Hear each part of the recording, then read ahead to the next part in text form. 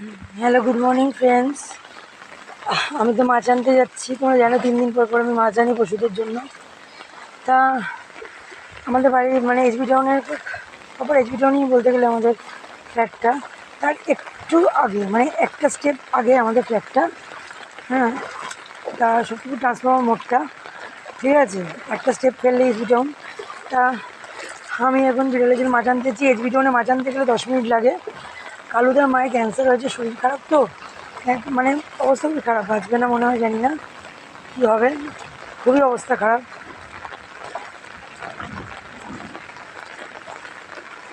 ঠাকুর যেন বেঁচে যায়। ঘাড়ে ব্যথা করছে, ছাতাটা ধরে আছি তো কী করবো বলো। এই দেখো কি জল রাস্তায়, দেখো জিনিস, দেখো কি জল, দেখো আমি তো পুরো ভিজিয়ে গেছি। এই যে জল পাড়াচ্ছি, দেখতেই পাচ্ছি, এই যে কত জল, দেখো। এই জল আনি ওদের খেতে দিই, কেন ওরা তো অবলা জীব, ওরা তো কথা বলতে পারে না। এবার ওদেরকে খেতে না দিলে ওরা না খেয়ে থাকবে। যদি 1 দিন না 10 দিন যদি খেতে না দিই, জলও না দিই, ওরা জল খাবার না খেয়েই থাকবে।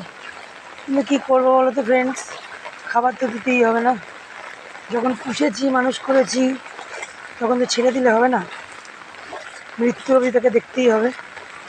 তাই জন্য এই যে জল, এই দেখো কত জল, এই যে আমি পা দিয়ে দিলে বুঝতেই পারছো, এই যে দেখো ঢুকে গেছি অবস্থা। আরও জল, মানে এটা তো কিছুই না, 1 কোমরের কাছাকাছি জলেও আমি গেছিলাম মাছ আনতে। অনেকে বলে পাগল ছাগল, বিড়ালের জন্য যাচ্ছে, কিন্তু যারা পশুপ্রেমী তারাই বোঝে যে কুকুর বলো বিড়াল বলো সবই এক। কুকুরকেও যদি মানুষ পোষে, ওদেরকে যদি ঘরের মধ্যে যত্ন করে রাখে, তাকে যদি 10 দিন খেতে না দেয়, তাহলে সে কি আর দোকান বাজার থেকে গিয়ে খাবার কিনে খেতে পারবে? ফ্রেন্ডস, তোমরা বলো, পারবে তো না। তাই জন্য আর কি বলবো, ছাতা নিয়ে বেরিয়েছি, দেখতেই পাচ্ছ। এরাই আমার সন্তান, এদের জন্যই আমার সব কিছু, ঠিক আছে। মাছ আনতে যাচ্ছি ফ্রেন্ডস, দেখো বাজারের ব্যাগ হাতে। এখনও প্রচুর রাস্তা বাকি, সেই ওখানে বাস স্ট্যান্ড। 7টার মধ্যে গেলে একটু দামটা কম পাই সাজেরহাটে।